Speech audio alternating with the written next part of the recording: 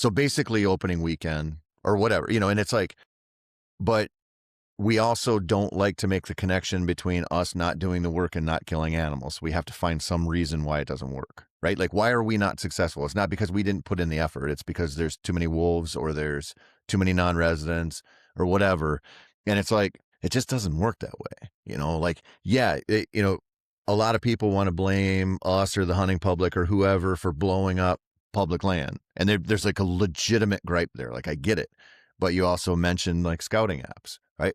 Nothing changed. I mean, I used Onyx constantly this past weekend when I was out there. Nothing changed how we can approach those kind of hunts quite like scouting apps have done. So like you said, it's like a nuanced thing.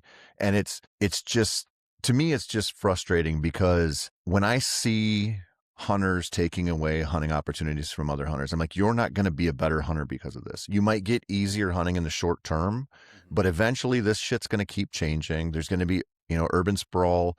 You're going to lose your spots. Like, you're still going to have to, at some point, it's going to be required of you to put in more effort. And that's the thing. Like, the hunting industry has done a very good job of sort of selling a disingenuous look at a lot of this stuff.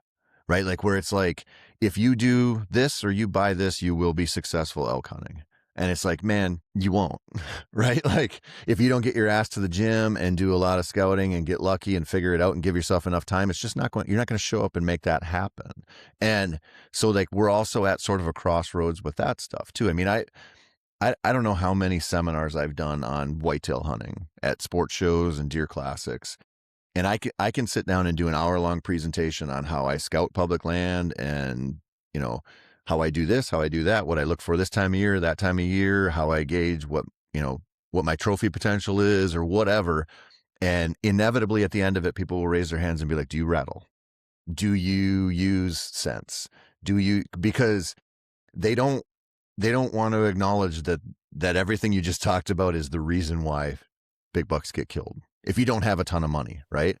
And it's like, you're seeing that more and more. It's sort of like amplified these days because we are exposed to everyone's success and we are exposed to every kill photo, and everything out there looks easy because we are fed sizzle reels from people who are selling us something. And we do this, right? Like, we do this too. But the truth is like, it's still the same shit, man. Like, there's no shortcuts. Like, you have to put in that effort, and it's not going to be because you buy a deer call that all of a sudden you're killing 150s every year. It just doesn't work that way. And that's a hard thing. That's hard, like, to acknowledge.